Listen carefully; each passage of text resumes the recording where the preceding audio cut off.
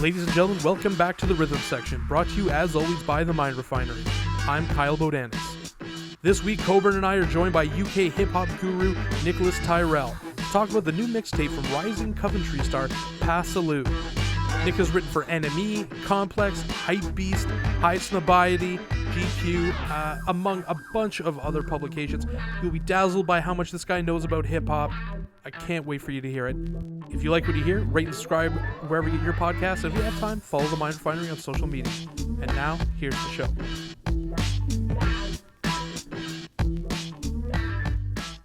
All right, guys, here today to talk about the new mixtape, Send Them To Coventry, from rising UK artist Pa Salieu, is my co-host, Coburn Blair. How's it going? And also joining us on the line, a very special guest, a journalist who's written for Complex UK, NME, Highsnobiety, and Hypebeast, a very talented individual, Nicolas Tyrell. Nicolas, thank you so much for being here. Thank you guys for having me, man. It's good to be here. So let's get right into it here. Where does Pa fit into the UK scene between drill, grime, and other black music genres from England? Do you know what? Like, I think Pa is a product of the spirit of Britain, the spirit of England specifically in terms of our genre blending. If you think back to A Born to Do It by Craig David, he genre blended between garage and R&B. That is not a straight R&B album at all. And even if you think to Estelle, obviously she's delved in hip hop, R&B. She sits at the intersection of those two realms, soul in some places, using her voice too. The UK is known for genre blending, and that is what's birthed a genre called, well, it's birthed grime, you know, because that again came from garage, it came from the dancehall canon in some pockets as well. And if you think about, like, there's a more modern genre called Afro swing, which takes from the black diaspora in the UK, that consists of, again, dancehall, again, Afrobeats, Afro pop in some elements too in UK hip hop. So we are known as a nation of genre blending. If you really pay close attention to the history, I'm sure Coburn can agree, who's been on the island for a couple of years in the past too. So yeah, we are a culture of genre blenders just because of the diasporic makeup. Similar in some ways to Toronto. I don't want to say completely because I'm not from there, but from what I've spoken to some individuals in music spaces, there's some slight similarities. But what I'll say is that Pa, to answer your question, is a product, and he's still very early on in his career. We don't know where he's going to go, but he is a product of speaking to him. Even he loves dancehall, he loves bashment, he loves, obviously, from Gambia, obviously on the continent. He'll be inspired by an Afrobeats and even some niche genres from the continent as well, which I'm sure he's to explore a bit further. He actually lived in Gambia for a period of time as well, across his teen years and late childhood. So what I'll say is he's a concoction of so many different sounds. I'd point to drill. If you listen to Send Them To Coventry, his inaugural project, I'd say Afro beats in some places as well, in the melodies, maybe a bit of high life in there as well. And I'd say hip hop, straight UK hip hop as well, definitely, for sure. His intonations will even tell you that he dabbles in patois as well, and some lingo from Gambia, some lingo from the continent of Africa, maybe West Africa isms as well, maybe Nigerian slang in there a little bit as well. And that is just a culture of Nigeria being one of the most dominant immigrants from the continent in terms of black people. So you can get some of that in there as well. And yeah, just to summarize, he's a genre blender for now. We'll see how he evolves. This is his debut mixtape, so we'll definitely have to see what happens on the debut album and where he goes beyond this space. In North America, I think we have a hard time differentiating genres, so I think that makes a lot of sense. And I think the UK, from what I've seen at least, it's a little bit more effortlessly included in the music, where at least in North America, and obviously having the influence that the States does on us, we have a harder time breaking genres down into what they actually are. And I think things become labeled really quickly as one thing or another. And if they don't fit into these neat little boxes, we don't know how to talk to them, we don't know how to approach them, and we don't know how to appreciate things. So I don't think I have the best idea of what the difference is between Afrobeat or Afrobeats and Afro swing. Do you think you could maybe break down a little bit of that for our listeners? Yeah, I'm going to preface this with the fact that I am not, at least in my immediate ancestry, from the continent. So I think it's super important to distinguish that, and nor am I an expert. But what I'll say is from what I've distinguished in my time as a music journalist and a music listener is that Afrobeat with a T at the end is definitely Fela Kuti's territory. It's the derivative from jazz in some elements. There are jazz elements in there, instrumentation, etc., etc. Very spiritual music, very cathartic. And a Burna Boy implements Afrobeat into his overall sound as well, of what he sometimes refers to as Afrofusion. What I would then say Afrobeats is, it was coined in the UK during the 10s. So early last decade, is a bit more of a, I want to say, predominantly West African derivative pop sound. So some of this, if you really trace it back, because there's a debate about the legitimacy of Afrobeats as a term with the S at the end, not Afrobeats, but Afrobeats. That is more of a derivative of pop from a Ghana, pop from a Nigeria, pop from a Uganda. And it's a very catch-all term. I actually wrote about the introduction of the Afrobeats charts, which launched in the UK earlier this year for NME. And that kind of just talked about the debate with some people on the continent, not perhaps understanding Afrobeats in terms of it being used as a catch-all denoma, and some would rather it be called Nigerian pop, Ghanaian pop, etc., etc. So that is Afrobeats. It can sometimes, some of the songs can include like a high life melody sometimes, etc., etc. But I won't say that is the definer for Afrobeats at all. But it's just a very catch-all term. So that's why it gained controversy and a bit of critique. Afro swing debuted in the UK. It is a UK derivative genre, and it includes a lot of Afrobeats inspiration. As I said again, dancehall is included, which is why we had a debate on what to call the genre early on in the 2014s, 15, 16, 17. Some would still argue that it's still a debate. There were loose terms like Afro bashment, trying to connect the diasporas of the West Indies and the continent of Africa, specifically West Africa, and then the UK, and these immigrant communities being interconnected, and then thus making this genre. That didn't stick for too long. There's these guys called Lotto Boys, which made a project called Afrobean, which tried to create a term for it. Afrobe, who in some term, I'm not going to say broke the United States, but made waves in the United States last year on the Billboard Hot 100 or R&B and hip hop charts, sorry, should I say. He called it Afrofusion, I want to say, and that caught some waves with Burna Boy as well. But they all kind of sort of in some way relate to the merging, as I said it before, of UK hip hop, Afro beats, and dancehall / bashment. I would say some artists there that are big in the sound or known for the sound are definitely Notes. J Hus incorporates a lot of it. Lotto Boys, I said Lotto Boys in line. Lotto Boys, Afro B, J Hus, early Young Bane, NSG, etc., etc. NSG, yeah. But I'd call them at the intersections of Afro beats and Afro swing. They're not completely one or the other, but yeah, definitely those people I would name. I love when you wake up on a Sunday and think you know things about music, and then Nicolas Tyrell just comes on your show and makes you realize you got to hit them books. That was better than any definition I think I've read online as well. I mean, I feel like there's elements, of the drill and the grime and all that in his music. I think these genres, especially something like grime, I mean, they're all dovetailing together in general, as you said, like a genre blending. And I mean, it's creating like a general UK hip hop sound. I don't mean that from like in a generic sense, but there's cross pollination and mingling of styles, and as a result, you're seeing a more unified UK hip hop sound. Like for example, with Stormzy, like his earlier stuff is like really grime oriented, but then heavy as the Head is I feel like a very straight up hip hop album, and perhaps that's a oversimplistic interpretation.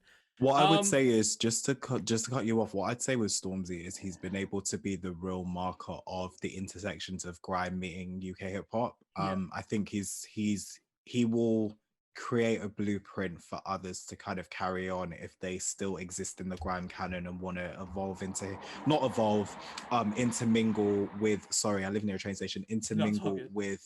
Um Intermingle with the hip hop as well. So I think he's one of the blueprints there. Another one which Coburn will know is Chip, formerly known as Chipmunk as well. I think he laid down the foundations for his Stormzy to exist. Just to kind of interject there as well. No, absolutely, I appreciate it, and I think you're seeing this more in the next generation as well. Like I feel like Heady One is another example of how like a bunch of influences like Skepta, Stormzy, all coming together, throwing in things like trap and dance hall all together, and like creating that, what I mean, kind of in which Chicago drill and trap came together to create modern American hip hop, in at least the most popular version of it. So like I guess for me is like, where does it fit? I mean, he's a product of where, like you said, where UK hip hop is, and just maintaining his Gambian roots and like adding things like Afro swing.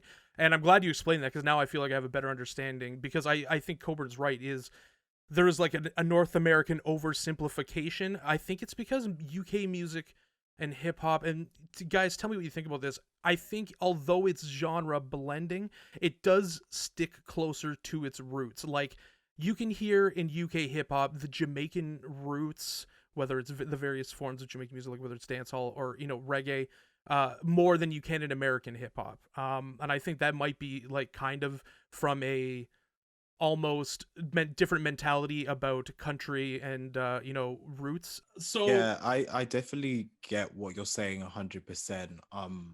Yeah, 100%. I think someone who I will love until the day I die, just because of his unapologetic attempts at blending the two worlds, and he'll always be known for this, is Busta Rhymes. He is an absolutely. incredible example of what could have been. And to be honest, he was the shining example of someone who made it anyway, doing what he did unapologetically. But he was an example of a culture that could have been. And of course, like just what he did in terms of coming over to here for Notting Hill Carnival and immersing himself in his ancestry and stuff like that is just amazing. And it speaks to the real unapologetic love of one's roots, while intermingling it with obviously the hip hop, the foundations of hip hop. And Busta Rhymes is from New York. Obviously, New York is no surprise. They are the first region across from when you come over from the UK. Most times we touch New York first. And in New York, they really are similar from what I've seen in terms of embracing the diasporic ties. That is what New York is what helped make Afrobeat break, because Nigerians had their parties in New York. Fellow journalist Eva Annie saw her playing his music and champion him before this moment happened. Saw her champion African Giant and Burna Boy years before. And they play dancehall in New York underground parties, and they play Afrobeats in New York underground parties. So Busta Rhymes coming from New York and still being able, I mean, Jamaica Avenue, it speaks for itself. They embrace other sounds. It's the birthplace of hip hop, and they were unapologetic in terms of embracing the Jamaicans, as well as other diasporic figures who helped to create the genre. So it doesn't surprise me that Busta Rhymes is one of the only shining examples which can do that. And even if you listen to his most recent album, there's still that intonation and influence. Just to add to that point, because you mentioned Afrobeat in New York, I also think kind of like the groundwork was laid for it because of the role of like Fela Kuti and Tony Allen, just within jazz and funk, like they're very revered in the jazz sphere too. So I almost think that the sonic landscape and acceptance for there was like a pre-treatment to the ear, if you will, for it. I would yeah, I think that's a great point as well. I think I would do myself a disservice and not be a Torontonian if I didn't mention Cardinal in that as well, with Busta as someone who translated the reggae scene, to hip hop. And you look at like Baby Blue Sound Crew, and the first introduction of Sean Paul to 110%. Sean Paul's an important figure as well, very important in terms of his collaborations and all of that. Beanie Man collaborating with a Little Kim, like there's so many early proponents of helping the worlds blend together, so many important members. So I think that's really interesting, and I think the way that the UK and to a lesser extent maybe Toronto kind of approaches it is there's more of a fluidity in genre.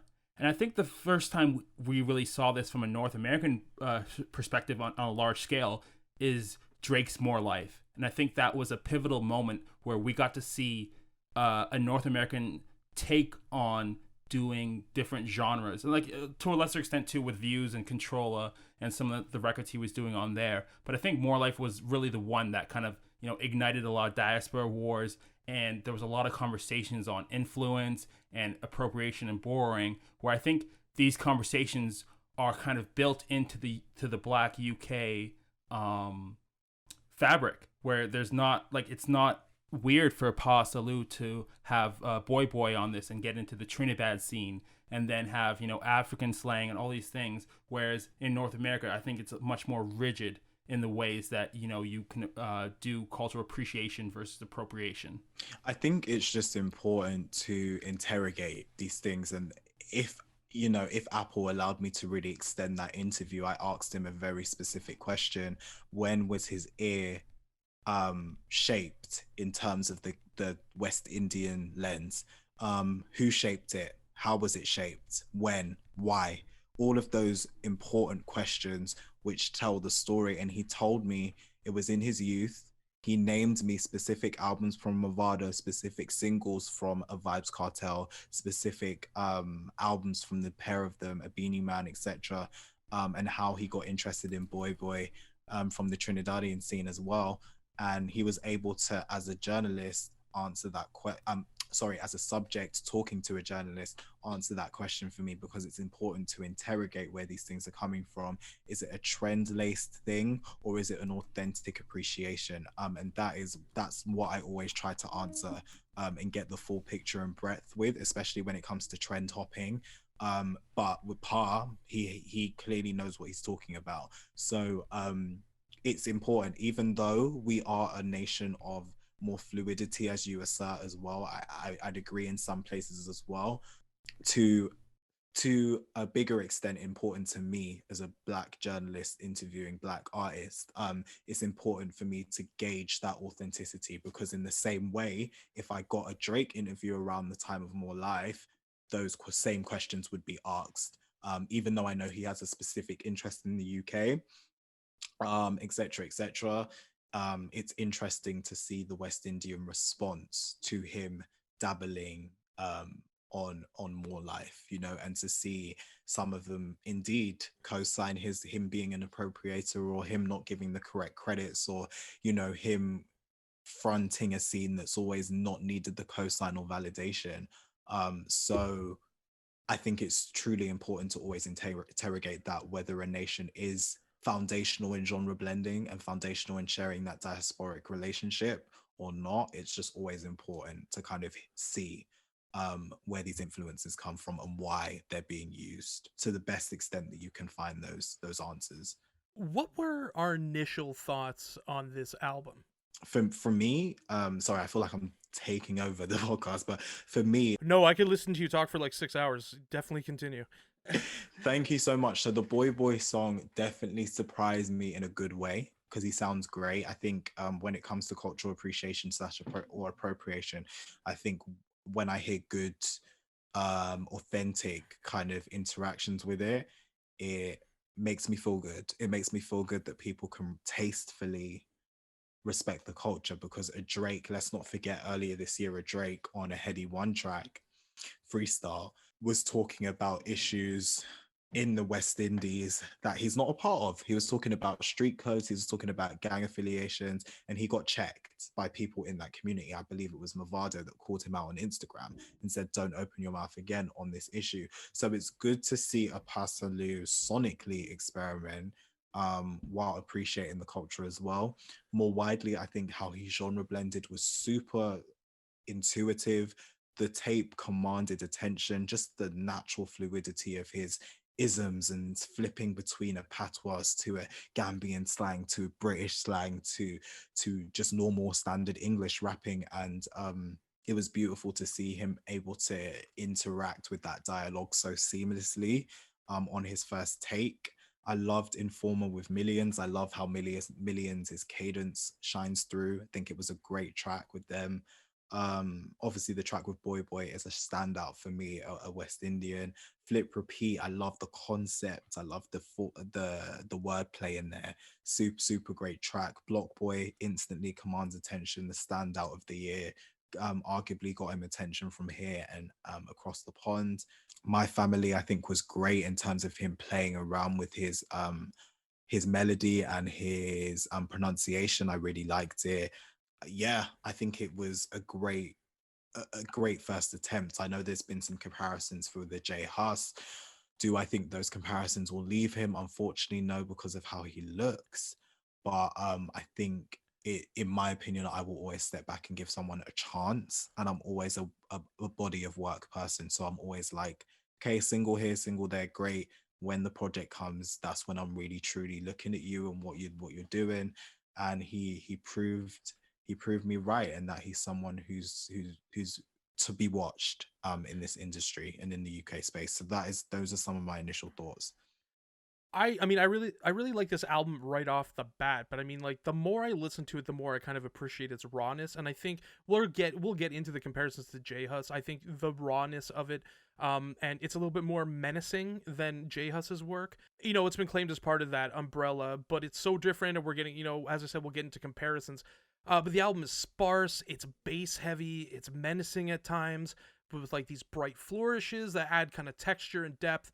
And as you said, it's a really great start. Like if you are putting out, you know, work, you want something of this quality. You know, 100%. you know, and I feel like that was the same. I think for Gang with Heady One is that I thought I'm like, this is a great starting point. The big thing is it makes you want to listen to more and hear, and like, and now I'm interested in what is that progression going to sound like. And you know, and can he? I think sonically he can absolutely separate himself from J Hus, but as you said, there's more. As you said, there's more like superficial ways, unfortunately, of like kind of putting it together. But I think this album really sets the table, you know, for what his career is going to be. And I think if anything, the only tough part of putting out a first album of this quality is that now you have to keep building on it. You do, 110% you do. And I think that again, it's going to be super interesting to see where he goes. And the funny thing is, this is a mixtape.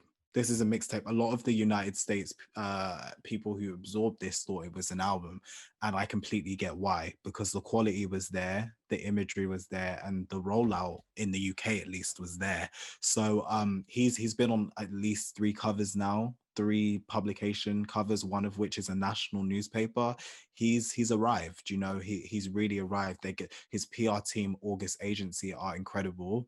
They handle Rico Nasty right now, Burner Boy, I believe, as well. Um, they sent me the tape early.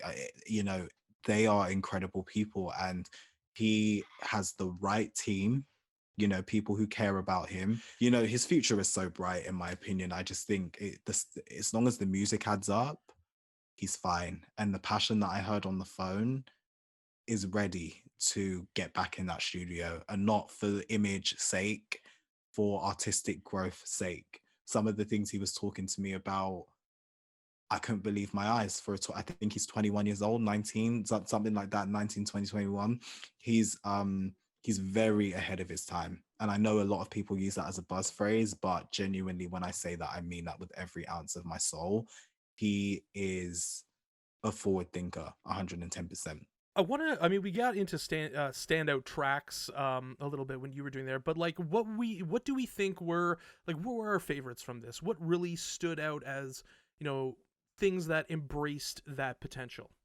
I think for me, like, hearing like him incorporate Boy Boy on No Warning, like to hear the Trinidad sound. Like I had a friend in Toronto who kind of put me on to different Trinidadian dancehall sounds, because I've never really heard Trinidadian dancehall. I don't think I've heard dancehall from too many other islands. I think maybe only like Bayesian dancehall before. So to hear Boy Boy and to see artists connecting at like a very base level, and a level like when I read your piece for Apple, Nicholas, that like he reached out to him. He just saw that like he was like kind of young and hungry too, and like I think that's really great to see like artists build together, because I think a lot of times when you're a new artist, you kind of, especially if you have some buzz to you, you're reaching up to these like bigger artists to kind of like look like a cosign or something like that, or you're paying for features. But I think this is really organic in the way that it came through. I was also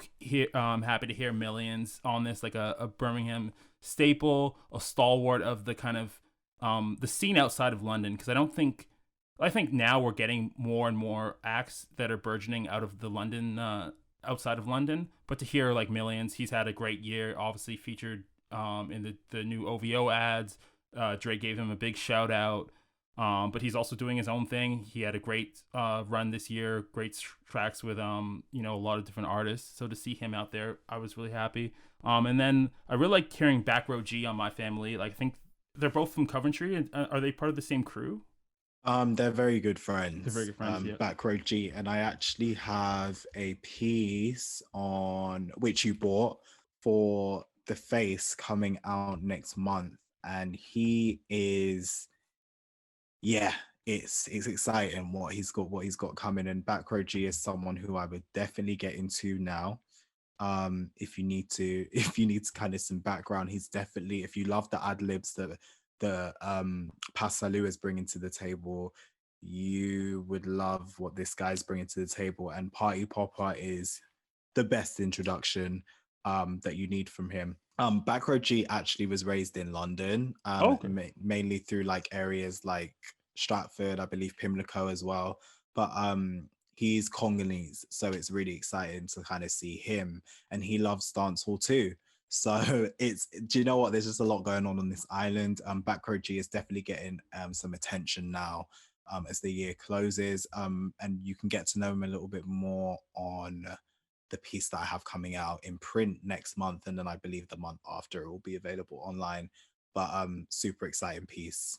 I mean, Informa featuring Millions. I mean, that track is so awesome.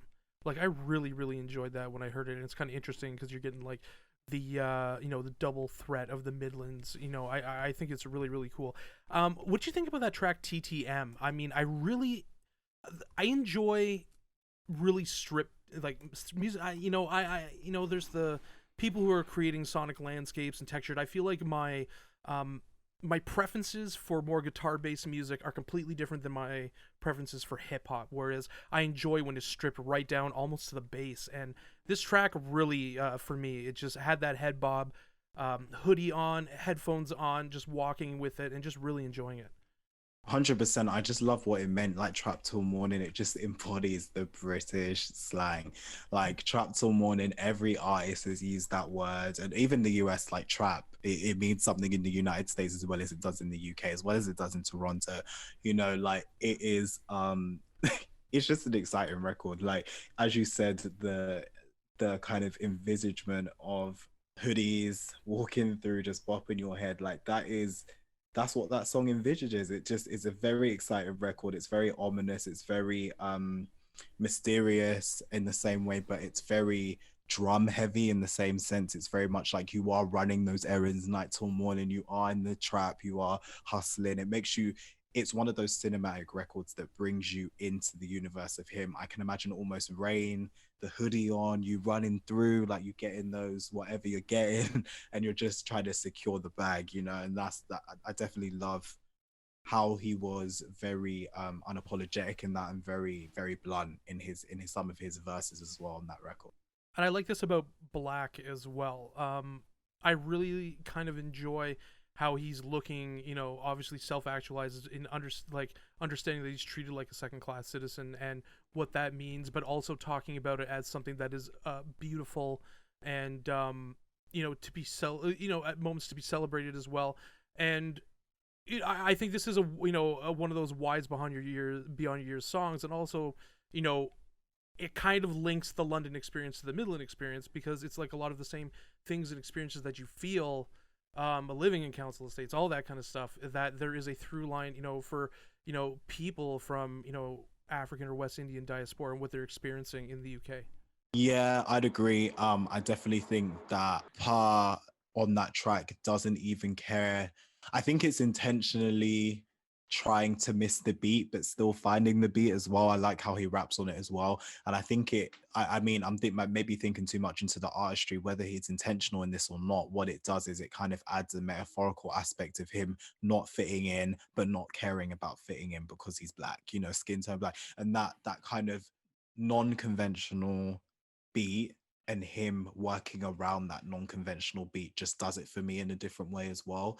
It marries with some of what he's talking about lyrically as well. So that was the most interesting part of the track for me. What did you think about that, Coburn? Because one thing I did like, and I think which you said, Nick, it kind of goes throughout the whole album. It's very interesting how he raps in and out of the beat. Like sometimes he's there, but it's flourishes. It's more like he's painting rather than falling in line with what the beat requires, and I appreciate that. And I think it's super original. Yeah, like I really enjoy the way he catches different elements, and like I think it kind of relates to what Nick said earlier, just about the way that influences are interpolated on this. And he's able to find so many different pockets and so many different ways to be expressive on this. So you're never getting just one thing. And I think that's what makes him stand out so much as an artist, is that he's giving you so many different ways to connect with him. Like I think there's kind of a song almost for everybody on this album without the album feeling disjointed ever. You know, it feels like it's very connected and there's like thorough lines through it, but it's not just one way or one style. You know, everything is kind of considered very carefully. Definitely agree with that assessment too. Pa is often compared to, and we had alluded to this before, J Hus. Like, do you think this comparison is accurate? Like, how would you describe his music? Do you think it's a fair comparison? Do you think it's inevitable? What are your thoughts? Do you know what it is? I think it's a similar situation to a D Smoke Kendrick Lamar situation, and Yeah, even I some think of the that's really good. members, even some of the members on TDE, in terms of if you are from that part of California, you will definitely, and you have a similar cadence and tone to your voice, you'll definitely be compared. And I think that's very similar. Like you can definitely hear a J Hus and a Pa Salieu. But what Pa Salieu has done quite well from his introduction, where it was even more clearer, like he seems like a J Hus incarnation, is he's been able to kind of carve out his own lane. And this project was super important for him. It was kind of like he was building his profile, but we needed the music. The music came and it let us know, right, we can trust him to use that cadence and tone, but in a different way. Just like D Smoke in some ways has been able to do that. He's still building profile, but like musically, I've listened to the album, and although there are places where I'm like, is that Kendrick? But like the what he's talking about, all those similar topics, he raps in a stylistically a bit of a different way, flow wise. So I think that Pa Salieu, sorry, so many names in my head at one time. Pa Salieu has been able to distinguish himself in how he, as you kind of said, paints the paints his canvas over the production, and that is in a different way to a J Hus, who is equally as talented, if not he is a definer of our generation at this point in the UK at least. He's been able to do things from a different, more somber, more laid back lens, and really sonically evolve the canon of what Afro swing means in the UK and hip hop as well. Yeah, I think like, you know, having listened to J Hus for however many years he's been out and having heard him, and I think he was the first person that people could draw for. I remember when Demolai came out last August or July, and then all the comparisons came rushing in, and I think at the time it was really the only connection that people could make in their minds. And then I remember, like, on January 8th of this year, when J Hus kind of responded to them, he told me he messaged Pa and reached out to him, and I thought that was such a powerful moment, right? Because I think you have those people who are just starting out, and they get the comparisons early, and then people can get really dismissive, of either see them as competition, but he said, like, we're one and the same. We're, like, of the same background. He said he's a militarian. And I think that was a really good way for J Hus to kind of talk about the situation. And then you get the Pa Salieu album, however many months later, and we're hearing so many different notes and a different style. And, he's more clearly defined. I still think that new listeners will draw for that kind of connection, but you can now see, you can see the dancehall influences, you can see, so much of where Pa Salieu kind of resonates, and then you can kind of draw the parallels away from J Hus at this point, because we have bodies of work by J Hus, and now we finally have a body of work by Pa Salieu to define him better as an artist. When the sample size is low, like, you make a couple singles, they break out, and then immediately everyone's trying to figure out how to classify things and where does it go. I feel like taxonomy, when it comes to anything, whether it's animals or music, it's like our brain is always trying to organize into where it fits, even so we can understand it better. Yes, yeah, exactly. Human psychology. Yeah, but I think the big thing with J Hus, and as he, with this, it is a darker, as I said, more menacing type of music, and there are brighter flourishes on the album as well. As I mentioned, it's very intense, it's very brooding, it's also very bass heavy, and it almost reminds me, and tell me if this is kind of a whack comparison, but it's almost like kind of like old school dub, where that bass is ringing in really heavy underneath, and it almost controls the whole thing. Like, I almost feel like you could take some of these beats and put like a reverbed out guitar over it, you know what I mean? Like, just because it's so close to its roots and where it draws influence from. And that's kind of what I loved about it, was just those bass sounds. That's kind of what I was picking apart the whole time.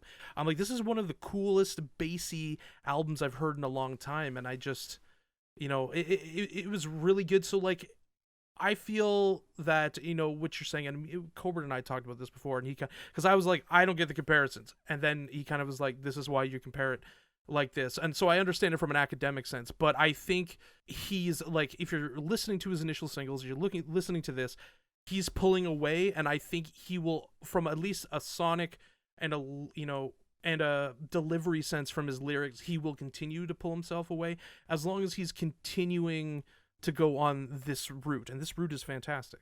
Yeah, 100%. I agree. I think he's channeling a different space in the overall sound. As particularly with the leaning into more drill, that's something J Hus doesn't do as much. So yeah. I think he's definitely, and I think if you look at his single strategy, but from before, like, no single sounded like the one before it, and that was intentional. Like, whether he confirmed that to me or not, I don't think he did, but that was intentional. He clearly saw the whether it was him showing his artistry or whether it was the comparisons, he had something to prove. And I think what he had to prove before the project dropped is, I can do a lot. I can fit in a lot of different spaces. So that's why you should listen to me, because you'll get a different taste of interpretational taste of different areas of the space that I exist in. So I think he had a lot to prove, and this year he's done exactly what he needed to do. So next year, just build on it, and we'll see what happens. So in terms of that, like, in terms of him kind of proving himself, when we look at, like, UK, I'll call it for now maybe rap, but maybe that might not be the best way to define it. Where does he fit into the scene? Like, I saw him get that YouTube cover recently. And we've had like, you know, a lot of good years for UK rap artists. Like, how do you think he fits into, you know, the next class of UK rappers? He's one of the front runners. He's one of the front runners. He exists as a proponent, as an exciting act. You know, I don't think he's quite had chart impact yet, but with the UK, that can come with time. You know, Heady One got it some years after he introduced himself to the scene. A couple of years later, maybe 2 or so years later. So you know, Pa's very much still time. It's still fine for him. Um, yeah, just that wanted to double check that he has had no chart impact as yet. But I think in terms of his YouTube engagement, he's doing great. I think he's sonically, he's challenging conventions and he's genre blending. I think that's always exciting to see. And I think that he, you know, the visual moment that he had with Backroad G, My Family, was important for him to really just distinguish himself as a visual act as well. Um, Pa's fine. Pa is he's an underdog who is earning his stripes, in my opinion, right now. And he is being embraced by peers in the scene who, or veterans in the scene, who see a young boy rising up. So I think he's definitely going to be fine. He's had the best PR rollouts, one of the best PR rollouts of the year. As it comes to UK acts, you know, he's building his cult audience. I think it's super clever that he's releasing videos on his channel, as opposed to a GRM daily now. Like, he used them in the beginning, but now he's really honing in on his own channel. That is super important. You know, he just got the Discover Artists to Watch from Vivo for 2021. Flo Millie's on that. You know, Shabo, another talented UK lyricist, is on that. So, you know, he's fine. He's fine. I think just work this mixtape a bit more. Um, you know, don't do too much socially.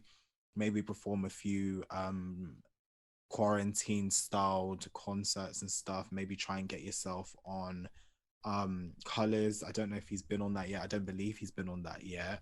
But I believe it would, to be honest with you, I believe he's been reached out to with his profile right now. I don't know that for fact or fiction, so don't take my word, but what I will say is that I know that um he ticks all the boxes for a Colors, especially if he's got a Vivo one to watch for 2021. So I predict Colors for him next year, which will, you know, pivot his career completely in a different direction. Um, I see him. I see big things for him next year if he just keeps building what he has now, which is momentum. You mentioned GRM. Like, how do platforms like that contribute to musical output and performance? GRM is super important. I did a piece for Esquire UK interviewing Posty, one of the founders. It's called The Holy Grail of Black British Music. Yeah, GRM Daily is the biggest rap outlet. A lot of artists use it to build their following. They debut their music videos there. Um, they do freestyles as well. Daily Duppy is the biggest freestyle feature that they have on their platform. You know, greats to up and coming have graced it this year. You probably, if you've been paying attention, have seen Ivorian Dolls one, which went viral. And I think it was one of the quickest to hit 1 million earlier last month. It is a super important rap platform, and it covers, you know, whether it's drill, Afro swing, UK hip hop, it can debut them all. And they have obviously their rated awards, which they've done since, I believe, is it 2014 or 15, something like that. Um, but the late tens for sure. Um, GRM Daily and SBTV. And oh my god, Link Up TV are like the holy grails of rap culture right now. With GRM having the most engagement, SBTV was the former kind of leader in that terrain, but GRM took the reins over the tens to really galvanize audiences and build their legacy. Just to fact check myself, they started in 2015, the rated awards edition of their legacy. So yeah, that is an award show which gifts predominantly rappers awards for various genres every single year since 2015. Did you find it interesting that Pa Salieu chose to do Frontline with Mixtape Madness as opposed to like a GRM? No, actually, Mixtape Madness, I forgot to include them. Mixtape Madness is a smaller platform, but they definitely support up and coming talent as well. Still quite huge. I'm on their YouTube now. Yeah, still quite a huge platform, over 1 million subscribers. So yeah, for sure, they're definitely one of those platforms that you can kind of get in early and build your platform before maybe a GRM takes you on. But yeah, definitely they've existed for 10 years as well, so yeah, they're definitely a big platform too. You don't have to go straight to GRM. It's pretty much your option whether you want to go to SBT. You can go to all of them because there's some artists that have done all of them throughout, and have just essentially premiered different videos and on each as they've built their profile, or just they've just taken the pick of which one took them on. So yeah, for sure, you can definitely mix and match. There's no politics like that. Yeah, I always found it funny when Drake did his Link Up TV as opposed to GRM, because I thought GRM was kind of like more known at the time, but then like his Link Up TV like obviously went like really viral, and he ended up putting on his album. Yeah, for sure. They're all link up. Do you know what? They're all GRM is definitely the most known one now, but Link Up TV, Mixtape Madness, I'd say probably it goes Mixtape Madness, Link Up TV, and SBTV on par with each other, just because SBTV was like the one that really broke down. Like Jamal Edwards is known as a mogul now in our space, in the UK. And then I'd say GRM has now ascended to that top position in the terms of the rap platforms, but none of them are seen as like a flop. No, it's not that situation. It's not like you've seen as a flop. It's almost like a Breakfast Club, Sway in the Morning, and Hot 97 situation.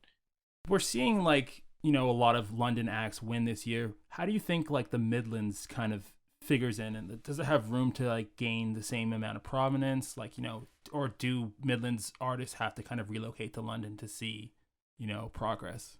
I think what Lotto Boy missed, Pa Salieu over the years, have been able to do. I know I'm missing so many names right now, but it proves that there's a bubble over here right now. There's a bubble, and they'll come to prominence, in my opinion. I just think it takes time. Obviously London, it's different to a US where you have different musical markets. In terms of the industry is in London. So to kind of ascend over here, you would have to interact with London in some way, shape, or form. I'm not saying conform or change your sound, but you would have to definitely integrate with London to ascend. But you could also, like an H, just gain virability, and then the industry comes to you, or they want you to come to London, if that makes sense. It's not you conforming. It's more so they were like, oh, what's going on in Manchester? H, come through. You know what I mean? So yeah. It's like, I think people can win in different ways, but you will have to interact with London, whether that is on a hierarchical level or whether they call you to the forefront. It just depends on your situation. Is there a thing, like, is there an accent kind of hierarchy there? Like, do people kind of still despise like the Manchester accent, or, certain accents? Like, I know A-Star has a very pronounced Liverpudlian accent. I think that was more, do you know what, there's always jokes about Birmingham and the accent in Birmingham and stuff like that. Yeah, but the Brum accent. The Brum accent, of course, and Manchester, but I don't think H faced much of that, even though you can hear it, it's there. But this is hard. I don't think it's to the to be honest with you, I still, like, as much as people like to say the US is opening up now, Stormzy has not broken America. Dave has not broken America. Giggs has not broken America. They haven't. They just haven't. Even Little Sims, who's getting massive attention from greats and doing festivals and stuff. Maybe she's broken the festival circuit in the US, but not at large. As a fully wholly US act, she hasn't broken that mold yet. And I don't think it's to that extent where accent will block you from that type of breaking through. I just think it's light jokes. Obviously, there's sometimes beef there, like with Chip, back in the day. But I definitely think that you can still break through with the accent. It's not going to be an industry thing like, oh, someone's from Birmingham, they can't, do you know what I mean? If the song hits, it hits. And if the Yeah. album hits, it hits. Do you know what I mean? And people will embrace you for that. Would you say Skepta? Would you say Skepta has broke through? Like I'm always kind of like I question this, like having followed Skepta through like the BBK days and his DJing career, like, and then seeing him with ASAP Rocky or like featured places, but like I can't really tell. It all comes down to this, and I'm on his Wikipedia page. If you drop an album tomorrow, Yeah, is it gonna sell? It's yeah, not. Like in the US, it's not. And the thing is, his last album, it didn't sell. Even in Canada, I'm looking now, 67. Maybe there's some yeah, waves, there's some room in Canada, just because of the relationship and our cousin kind of relationship there. Australia, number 15, etc. But I think US, we haven't as an English culture broken through. We just haven't. If Skepta drops tomorrow, even in a month, it's not gonna sell, unfortunately. And that's not me being harsh, or that's not me being like he's not valid. Skepta's an icon over here. yeah. He's a blueprint holder. The Adenuga family are they just had a guardian feature, with the mum, dad, brother, sister, and Skepta, incredible figures in our scene. But in terms of the US market, he's not broken through. He's not. Obviously he can jump on an ASAP Rocky song and that can gain traction, but that's not because of Skepta.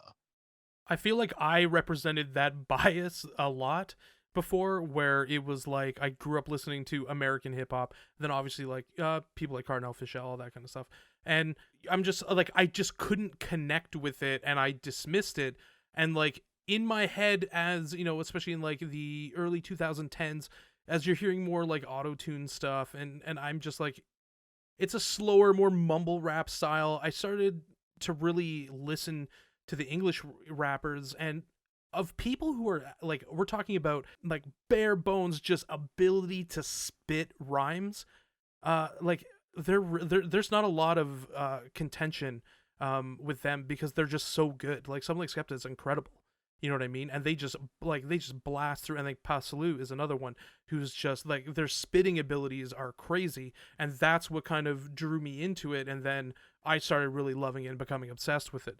But I can definitely see the bias, and that's unfortunate too, because for American and Canadian hip hop lovers, like, you're really missing out on wordsmithing by like putting it aside, you know what I mean? Yeah, sorry, I definitely agree with you there. I think that do you know what? We need to just get to the place where the US isn't the epicenter or the hierarchy anymore. Like personally, it's fine. I can enjoy US hip hop and it's cool. I can enjoy UK and the plethora of rap genres that we have over here as well, and not need them to go to the US and not think of that. I think that's where we need to be, because wanting the US as a cosign or validation, it just leads to so many different things. We've had Chip, we've had, oh my God, Krept and Conan. Yeah, we've had Tiny Temper try and do that whole US album, and it doesn't work because Americans are always going to want their product from their artists, especially if you're kind of replicate US hip hop. Why would they want you? They've got their own. Do you know what I mean? They've got so many options. So I think it's about making what's truly your own and your artistic, whether that is inspired by trap a little bit, whether it is inspired by other things, but genuine artistic expression from your experience. And people will come to you, whether they're in Australia, whether they're in Canada, whether they're in England, whether they're in Manchester, wherever, whether they're in London, whether they're in Manchester, wherever they are, they will come to you. Just stop looking for validation in places that have clearly told you that they don't want you at this time. Do you know what I mean? And the Yeah. US loudly said that, even from the point of Drake. Obviously, I know he's Canadian, but Gigs being on the album and he got mocked. He was trending on Twitter in the United States, because they were mocking him, and that's fine. Gigs has never tried to go to the US. He collaborated on Drake's thing on a friendship tip or whatever. And it's like, just embrace that market don't want us right now. It's absolutely fine. Embrace that it's ignorance, embrace that whatever the reason is. But as we kind of said offline about awards and validation and stuff, you're good. In the UK, you are icons. You in your home market, you are known as X, Y, and Z. And you know, not every market's for you. Not every market's gonna slap. Just how some US artists don't transcend America. It's fine, you know. It's cool. Just work with the audience you have, or if you see that you get engagement in Asia on Spotify and it's starting to build, go, do your talk, go run, follow the numbers, and follow the interaction with your music. Follow the audiences that do appreciate the music. You do not need validation in spaces that have told you no, through the numbers, through the tweets, through whatever it is. They've told you no. Yeah, I think that's so important. I think that's something that we've seen, and I think it correlates to a discussion we had offline of Black British artists kind of coming into their own and becoming legends, over there. And someone like Gigs, like if you don't know Talking the Hardest in London, like are you really experiencing London the same as the rest of us? Like we hold these people up to a high regard where they're at, and we don't need to use the U.S. as a barometer for if these people's careers are validated, if their like discography holds up. We have our own ways of appreciating these artists, and I think that's becoming so important. And I think you look at the mid 2000s output of UK music, and when artists were trying to cross over, trying to sound American, and none of it stuck, and none of it is relevant now, and it also doesn't sound good listening back. But when artists return to their roots, that's what connected with audiences the most, and people can see themselves reflected in that. And I think that's the best way to kind of view your music and to build a legacy. 10,000%. Yeah, like going to the US is not that. And I think we hear it too often in conversations about artists who are not based in the US, is that, oh, well, this is good, but is it good enough for the US markets? And that's not a way to judge art or the way to appreciate art. I get where it comes from though, 110%, just because it's one of the biggest musical markets in the world, right? I completely understand where the logic comes from a monetary point of view. And that's not what I'm trying to say from a point of critiquing that mindset. But what I am saying is two truths can exist. It can be the biggest market in the world, or one of the biggest musical markets in the world, and still just be a market that's ignorant to break through. Do not waste funds, resources, etc. if the numbers or even a potential of numbers isn't coming through. If it's not coming through, it's not coming through. And if Afrobeats has its moment over the next Afrobeats over the next decade, and there's a portal to get through on that wave, let the Afrobeats artists do it. You don't need to switch your sound to appeal and try and think that's your catch-in way. Just go with what is happening. You know what I mean? Go with the numbers, and that doesn't mean every UK artist doesn't appeal. I think a Bree Runway should 100% jump over and go to New York and spend some time, because I see the numbers. I see interaction over there. I think Ivorian Doll should go and try New York drill and just see what happens. And just not completely change the sound, but like just try and work with some different artists, which she's already doing. Some artists naturally with their artistry will appeal. There's a moment happening right now. There's an intersection. If some artists fit in with that, go. But if the market is saying no, it's fine. Stormzy will still be a legend to his audience, or he'll still be a pioneer of something in his own cultural enclave. It doesn't need to be this all-encompassing global thing. Kylie Minogue isn't known in the same way in the United States as she is in the broader world, and she's doing absolutely fine. Absolutely fine. Her albums didn't quite cross over completely, in the US market, and that is absolutely fine. Jessie J, absolutely fine. She's done numbers and stuff like that. It's cool. She did what she had to do at the time she did it. It's cool. Fraser T. Smith, one of the best producers in our country. He's helped hip hop, grime, garage, but he is not. Well, he is actually known for some international US records as well, but like he's not at that stature of revered US producer or UK producer in the US, and that's fine. It's cool. Like France is a huge market. Aya Nakamura, the biggest artist in France right now, pop artist, she's huge. Her numbers are on fire. She's not known in the UK or the US like that. and then she's fine. I just spoke about it on that pod. She should be, especially as the UK is a couple of miles away, not literally but figuratively. She should, and her music speaks to the West African diaspora and Afrobeats and stuff like that, and reggaeton even and stuff like that. She should be bigger in markets like Latin America and in the UK, but she's not. And she's fine in France. It's cool. I express frustrations, but at the end of the day, it's absolutely fine. She shouldn't conform or start singing in English to try and get, you know what I mean? It's absolutely fine for artists to be where they are and magnify their audiences on home turf or wherever, as I said before, wherever the market takes you. Before, I mean, we want to talk a little bit at the end about, you know, like what you're working on, that kind of thing. But what we do on every episode of the rhythm section is when we talk about these albums, we assign a rating, we review it. So according to our out of 10, our patented Mind Refinery cog rating system, like what would you assign this album? Do you do half points or is it just full points? Absolutely half points. Oh, amazing. Okay, cool, because I'm a half point person. I would assign it a solid. This is hard. I'm gonna give it an 8. That might be high. I was thinking 7.5, but I'm gonna give it an 8. I don't have a lot of critiques on it personally. Yeah, I'll give it an 8. Kyle, what do you have this at? I have this as an 8.5. I fucking loved it right off the bat. It's high, but I think you have to grade these things from a relative sense. This is his first album. It's his first mixtape, and his ability to put this out, I think, was absolutely fantastic. I think his spitting is great. I really, really enjoyed this mixtape. It really kind of hit me. I've been listening to it nonstop. It's fucking incredible. Yeah, Nick, I see your 8. Kyle, I see your 8.5, and I think I'm gonna have to match the 8.5 cogs. I think this album was a great introduction. I think it really was a concise body of work, and I think he was able to distinguish himself on that, and we were able to be pulled into his world, to Coventry. I love the cover as well, and I want to ask Nick a question about the cover after. But yeah, I think this album is definitely deserving of an 8.5, and mixtape rather. And I'll be listening to this into the new year.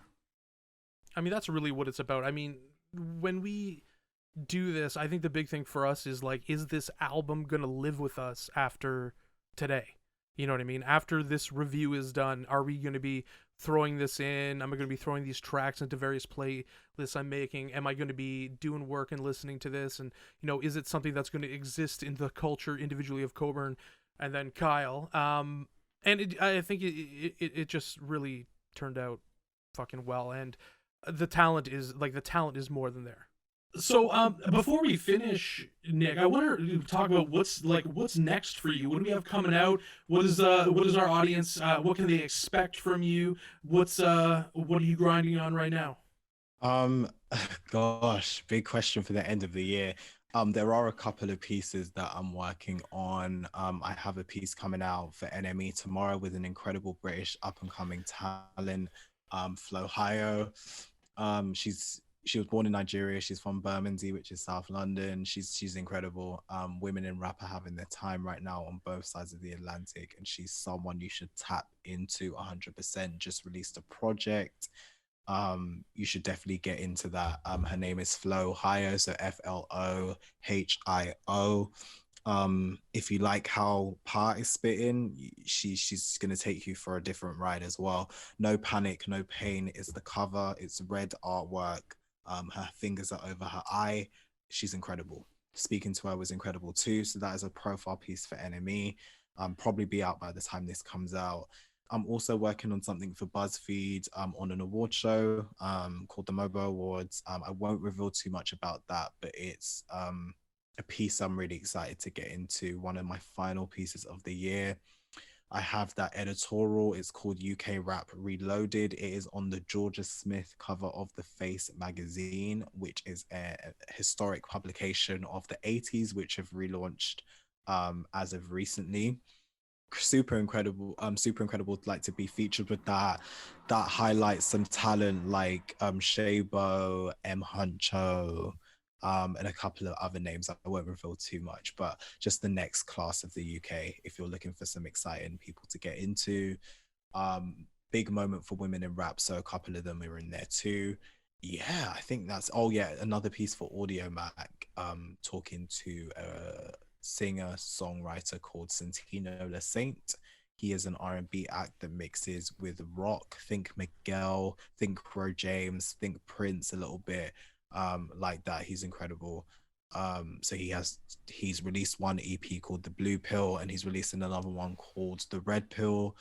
At large, next year I want to do a few more bits for Apple Music. I want to get into artist consultancy, so feeling that world out, and still obviously do the music and culture journalism. But yeah, and just do more incredible things like this, like speak in audio form. I definitely like this format as well. So yeah, just more radio stuff, more podcasting, etc. But we'll see where the year takes us. You know, very loose aspirations for next year. So Nick, you hail from North London, is that right? Northwest. So like Wembley. You guys would know it well, just because of Wembley Stadium, like on the international scale. So I live about 15 minutes out from Wembley. So I've seen, like, you know, we've had like grime, and I think, you know, a lot of that is tied into East London, obviously, like Bow. North London as well. North London as well, yes. We have like Skepta, we have, you know, that's the chip, that scene. And then we have South London, obviously, as well, with like road rap and gigs and the stalwarts from there, and also a lot of drill emanating from, you know, all three areas, but a lot in the South. What would you say is the most prominent kind of section of London right now in terms of music or output? Oh, that is really hard. I think a lot of great talent are coming from Croydon. Like you played him, George, obviously Stormzy as well. Loads of producers in the drill scene. JB Made It, who I spoke to earlier this year. I think you've got East London, obviously J Huss Hells from there, like a great scene coming out from there too. And then you've got obviously Homer Earn and stuff like that, like what's going on over there, which is dope. Like Unknown T and a couple of other like of his affiliates coming up too, which is great. V9, another drill act. Class of 90, is it 97? Class of 97. I think they released a mixtape this year. People will murder me if I got that wrong. Yeah, which is great. Really, yeah, it's a really good tape, and it shows the eclectic kind of sound of all of them. But yeah, I think, do you know what? It's homogenizing itself in a way. God, then you've got Heady One in North. Like, there's a lot. Do you know what? There's a lot going on right now. I would say that. And then Nines had a great year this year. Like, oh, such a brilliant year for him. Nines is Northwest too, right? Or is he is? Yeah, he is. I'm very happy for him. And then Fredo's Northwest as well. You know, few allegations here and there, so we're not going to really big him up too much. There was another East London act that I wanted to mention a few times, but I had to. Yeah, we're not going to mention him. Yeah. We would have maybe 2 weeks ago, but no, not today. But in terms of the UK, I think it's homogenizing. You know, like that is a really big hot take, because people will rep South, like they will. There's just this South influence in terms of the actual industry as well, and people who, you know, come from South, they come from great things. There's a lot of connecting with the Black diaspora there, so people would probably argue South London, but I'm gonna have a hot take and say it's homogenizing a lot, because I can think of names from every region who've killed it this year. Heady's killed it, J Huss of course has killed it, and then you have, obviously, did I say so? Heady One, J Huss, Nines from Northwest, a plethora of Southern rappers, obviously Stormzy being one of them late last year, and JB Made It on his drill rise. Like, he was on one of Drake's biggest songs this year. I'm so happy for him. Do you know what? Like, there's a lot going on. I'll say it's homogenizing itself. Nicholas, where can people find you? So my socials, all socials are I am N Tyrell, Tyrell. That is where you can find me. My link tree will be in the bio for Instagram and Twitter. And yeah, you can just find me on there. I'm on Clubhouse too, if you want to chat on Clubhouse. But yeah, that's where I'm at right now. Nicolas Tyrell, thank you so much for lending your voice, your knowledge, and your time to the show. We really appreciate it. Thank you for having me. Great conversation. We'll talk to you next time, guys.